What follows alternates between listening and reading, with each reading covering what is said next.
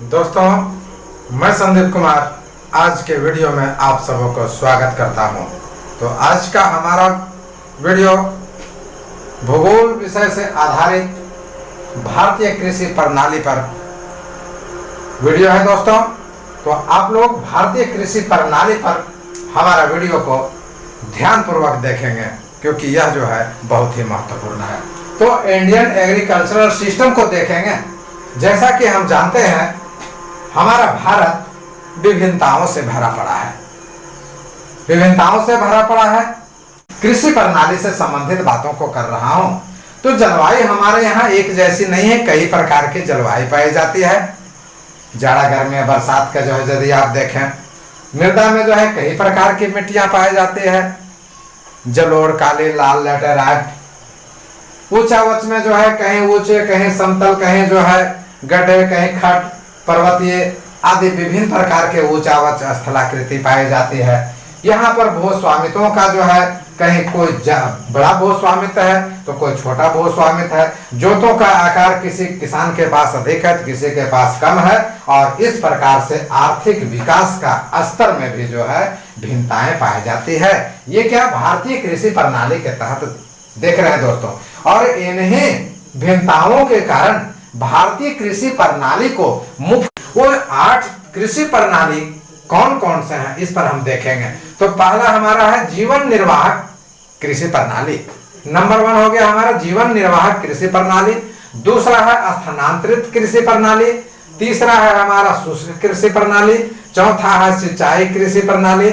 पांचवा हमारा रोपण कृषि प्रणाली, और जो है हमारा छठा व्यवसायिक कृषि। सातवां पहाड़ी और सीढ़ीदार कृषि, और आठवां जो है हमारा लेप प्रकार की कृषि प्रणाली है दोस्तों। तो ये हमारा सिस्टम के अंतर्गत 8 कृषि है, जिसमें से जो है हम सिस्टम से 8 का चर्चा करेंगे। तो मुख्य रूप से जीवन निर्वाह कृषि प्रणाली को मैंने 2 भागों में बांट करके आपके सामने रखा है। एक प्राचीन जीवन निर्वाह कृषि प्रणाली और दूसरा गहन जीवन निर्वाह कृषि प्रणाली।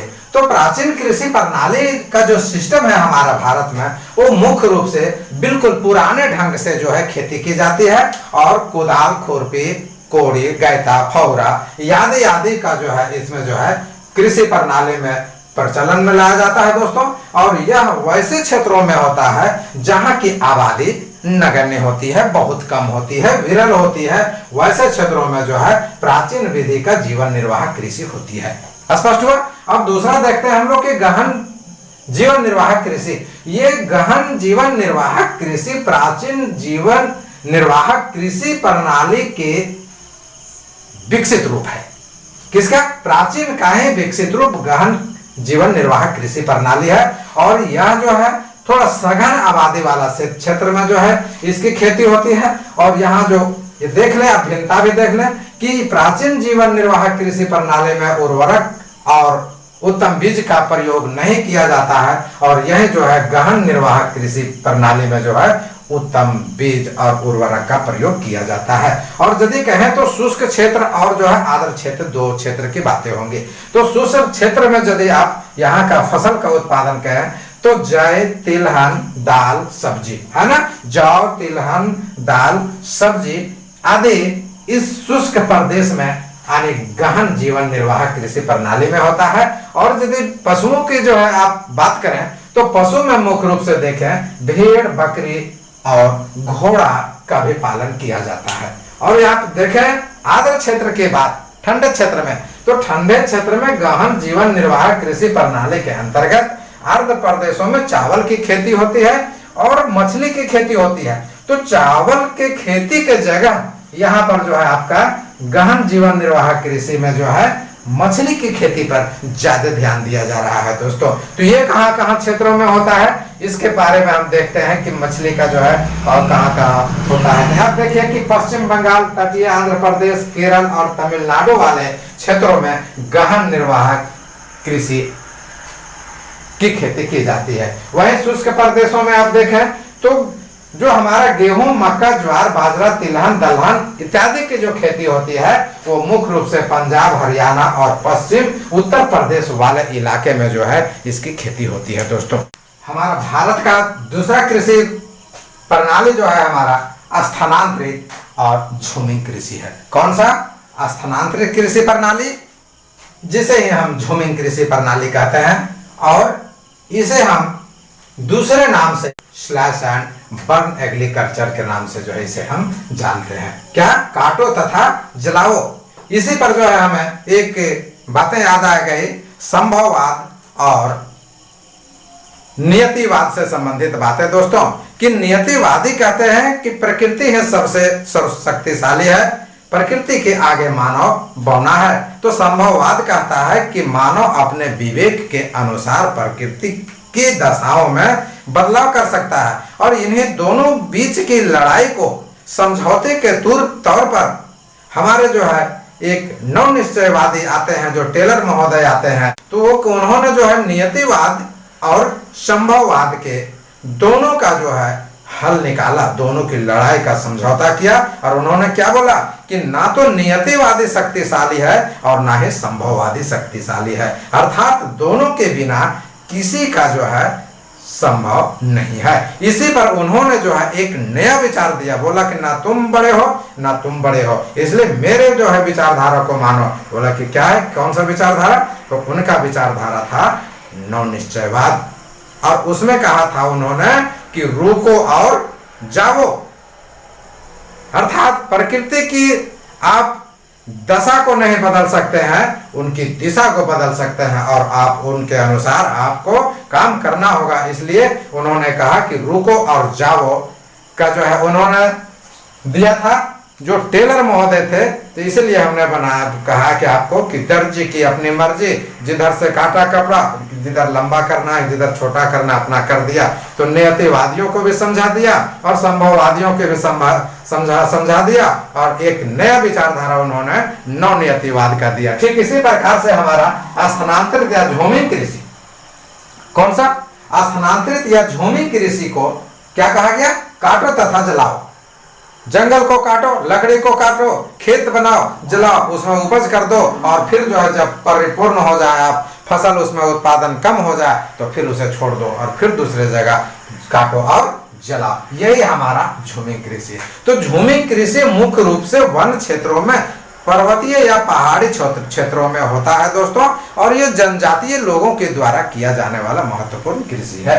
इसमें क्या होता है कि जंगलों को काटकर उस जगह में साफ कर, वहां जो है लकड़ियों को जला दिया जाता है, खरपतवार को जला दिया जाता है, और वह जो है उतना जो है अच्छा कृषि योग्य भूमि नहीं बन पाती है। फिर भी जो है उस क्षेत्र में जो है जो लकड़ी को काट कर जला करके जो है वहां जो है खेती लायक बनाता है, और उस पर 2-3 साल तक खेती करता है, जो मोटे अनाज की खेती होती है। पौधे उगने लगते हैं, ऐसी स्थिति में फिर उसे छोड़ करके दूसरे जगह को स्थानांतरित कर जाता है, और यही जो स्थिति है, जो स्थानांतरित कृषि या झूमिंग कृषि को हम क्या कहते हैं? काटो तथा जलाओ। जब तक मन है तब तक खेती करो, फिर जलाओ, फिर जो है उसे छोड़ दो और आगे चले जाओ। तो ये हमारा जो है स्थानांतरित कृषि हुआ दोस्तों। और खास करके कहाँ है? पूर्वी, उत्तर और पूर्वी, यानी उत्तरी पूर्वी भारत के जो राज्य हैं हमारे, वहां पर होती है। तो इसमें मुख्य रूप से असम, नागालैंड, अरुणाचल प्रदेश, मिजोरम और मेघालय जैसे भारत के राज्यों में जो है झूमिंग कृषि होती है। और इन राज्यों में यदि कहा जाए तो कृषि योग्य कुल भूमि का 80% क्षेत्र में जो है झूमिंग कृषि की जाती है दोस्तों। ठीक है, कितना? 80% क्षेत्र में उत्तर पूर्वी भारत के विभिन्न राज्यों में कृषि के कुल भूमि क्षेत्र में 80% क्षेत्र में हमारा जो है झूमिंग कृषि की जाती है। जंगलों को काट करके, लकड़ियों को जला करके, खरपतवार को जला करके, और वहां पर जो है मोटे अनाज उपजाया जाता है दोस्तों।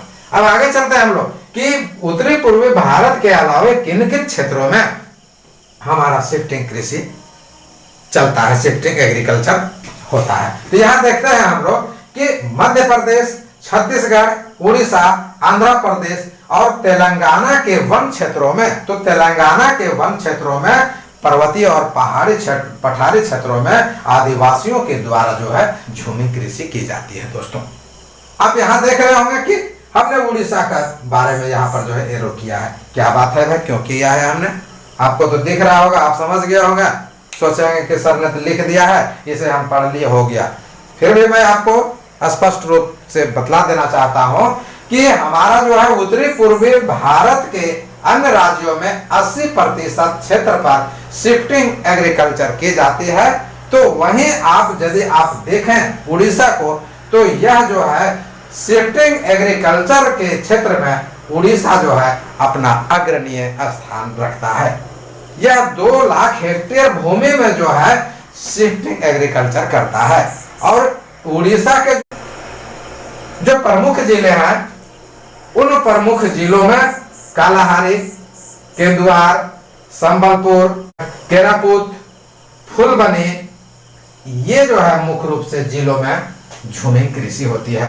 यहाँ देखते हैं कि भारतीय कृषि प्रणाली के तहत मुख्य रूप से शुष्क कृषि का अब चर्चा करते हैं। इसमें मुख्य रूप से औसत वर्षा 50 सेंटीमीटर से कम होता है और इन क्षेत्रों में जो है पोषक तत्वों की कमी होती है और ऐसे क्षेत्रों में मुख्य रूप से उन्नत खाद, बीज और तकनीक का अभाव पाया जाता है। वो शुष्क कृषि मुख्य रूप से दक्षिणी उत्तर प्रदेश, दक्षिणी पश्चिमी हरियाणा, पंजाब, राजस्थान और पश्चिमी गुजरात के एरिया में जो है मुख्य रूप से शुष्क कृषि की जाती है दोस्तों। और यहाँ जो है फसल की बात है तो वर्षा कम होने के कारण मुख्य रूप से ज्वार, बाजरा, चना, जौ, गेहूं आदि की खेती होती है। और शुष्क कृषि क्षेत्र में भूमि की नमी बनाए रखने के लिए क्या किया जाता है? वर्षा से पहले क्या खेत की जुताई कर दी जाती है। वर्षा से पहले खेत की जुताई करके उसको जो है क्या पोला बना दिया जाता है और वर्षा जब होती है तो उसमें नमी बचती है और इस प्रकार से शुष्क प्रदेश में कृषि होती है। इस प्रकार की जो विधि है, यानी कि वर्षा से पहले खेतों की जुताई कर जो पोला कर दिया जाता है जिससे नमी बनी रहती है, यह इस प्रकार से संयुक्त राज्य अमेरिका और ऑस्ट्रेलिया में भी इस प्रकार का जो है विधि है दोस्तों। हमारा चौथा जो है सिंचाई कृषि। तो सिंचाई कृषि जो प्रणाली जो हमारा है, चौथा भारतीय कृषि प्रणाली का सिंचाई कृषि के अंतर्गत मुख्य रूप से यह मौसमी वर्षा पर आधारित कृषि है दोस्तों। और इस सिंचाई कृषि में मुख्य रूप से 2-3 फसलों का उत्पादन हो जाता है। और यहाँ आप देखें तो सिंचाई कृषि में नहरों द्वारा, नलकूपों के द्वारा और कुओं के द्वारा जो है शेष जो है सिंचाई की जाती है। यदि जो है सिंचाई की आवश्यकता होती है तो किसके द्वारा होता है? नहर, नलकूप और कुआं के द्वारा। और ये जो मुख्य रूप से क्षेत्र है सिंचाई वाले कृषि क्षेत्र, तो मुख्य रूप से जो है पश्चिमी उत्तर प्रदेश, पंजाब, हरियाणा के अलावे बिहार, उड़ीसा, आंध्र प्रदेश, तमिलनाडु, कर्नाटका और महाराष्ट्र में भी जो है सिंचाई कृषि की जाती है। और यदि आप देखें सिंचाई की दृष्टि से तो पश्चिमी हमारा उत्तर प्रदेश, पंजाब और तमिलनाडु जो है यह सबसे ज्यादा जो है सिंचाई कृषि कार्य के माध्यम से जो है खेती करता है। और यहाँ पर जो है आप सिंचाई कृषि के अंतर्गत आप देखें फसलों का उत्पादन तो मुख्य रूप से चावल, गन्ना, गेहूं और तंबाकू की जो है कृषि मुख्य रूप से सिंचाई कृषि के अंतर्गत किया जाता है। रोपण कृषि को बागाती कृषि के नाम से भी जाना जाता है दोस्तों। तो रोपण कृषि या बागाती कृषि, इसको जो है समझते हैं हम लोग। इससे जो है इस प्रकार की कृषि को, यानी इस प्रकार के फसलों में जो है रोपा जाता है, ठीक है, लगाया जाता है। ये हमारा जो है बागाती कृषि है। इसमें क्या होता है कि एक बार फसल को लगा देने के बाद में वही फसल जो है कई वर्षों तक चलते रहता है और ये जो है हमारा रोपण या बागाती कृषि होती है। इसमें जो है मुख्य रूप से जो है हमारा कहवा, कपास, रबर, नारियल, गन्ना को भी जो है बागाती कृषि या रोपण कृषि के अंतर्गत रखा जाता है दोस्तों। कि इसे भी आप लगा दें तो 1 साल के बाद 2 साल 3 साल तक जो है इसी से जो है आपका जो है कृषि का जो है उपज होता है। फिर जो है सुपारी, वनीला, काजू और विभिन्न प्रकार के मसाले इत्यादि को जो है बागाती फसल के अंतर्गत रखा जाता है। तो बागाती फसल जो किया जाता है वो बड़े फॉर्म पर किया जाता है, भूमि के बड़े विस्तृत क्षेत्रों पर किया जाता है। और ये फसल जो है बागाती फसल मुख्य रूप से नकदी फसल के अंतर्गत आता है। और ये नकदी फसल जो हमारा है वो व्यावसायिक फसल के श्रेणी में आता है। इसे जो है आप उपजाइए, बेचिए, पैसा कमाइए, ठीक है, व्यापार कीजिए।